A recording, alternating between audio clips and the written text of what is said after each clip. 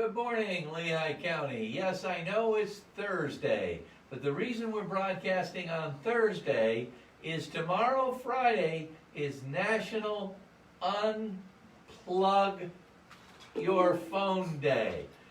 Unplug your devices. So to follow with that tradition, we're broadcasting today on Thursday and encouraging you to get out tomorrow. That's why the straw hat. The weather's supposed to be beautiful this weekend. Get outdoors and enjoy yourself. Unplugged Friday. Please follow the instructions. Now, some of the highlights this week, everybody has been watching the news. The virus, we're all worried about it. The county and our county homes, our county jail, our emergency preparation people, we do have our plans in place, but we are still asking everybody, avoid crowds, wash your hands, stay 6 feet away from people. Please cough into your arm.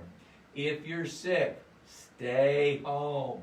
And now, also yesterday had the honor to be with Governor Wolf, who is working on a new $200 million scholarship program for students who are going to be going to school inside the Pennsylvania school system to forgive their college loans, if you will, once they graduate, if they would stay here in Pennsylvania.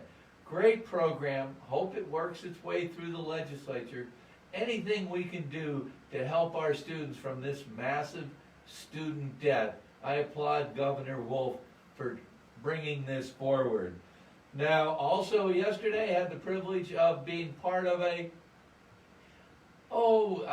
ribbon cutting, shovel in the ground. Penn State Lehigh Valley campus is going to be adding on a new wing. So our local colleges are expanding, and that's good news for the Lehigh County. Now with me today, I have a really special guest and a next door neighbor. Josh runs the Liberty Bell Church and Museum next door. If you have not been there yet, I'm going to encourage you all to get there. And I'm going to ask Josh to tell us about this special exhibit that's going on there now, especially in the year 2020, because it's a 100th anniversary. Josh? Well, it's hard to imagine a world where women can't vote, especially if you're my age, because women have been able to vote as long as I've been alive. But 100 years ago, in 1920, was the year that the resolution to allow women to vote in America was passed in the national election. And our special seasonal exhibit, this right now, is to commemorate that 100th anniversary of women's suffrage in America. And it is quite an exhibit. It takes you, especially highlights the local involvement in the amendment. That's right. We partnered with the local League of Women Voters. They helped us a lot. We have an entire case dedicated to what they've done, what they're doing, what they will do in the future. And it's a great exhibit. Yeah, and I would encourage everyone to get down there, walk through. It's free. That's one of the, donation.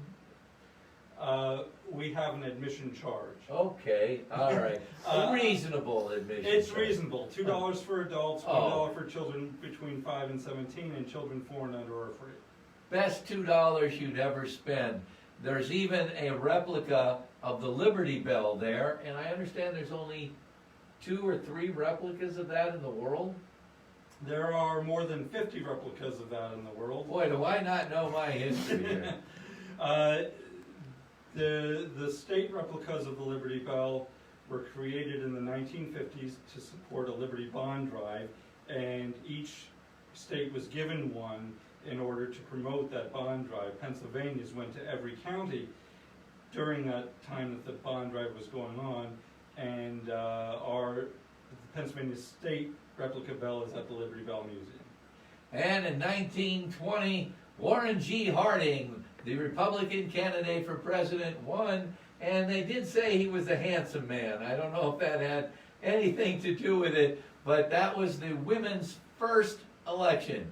2020, we're hoping all the women, all the men, and all the 18-year-olds are going to use that right to vote. So if you can, please get your $2, visit that museum, and it's well worth it. And Josh, thanks for coming in today. All right, and as always, please have a great weekend, stay safe, and be nice to people you meet.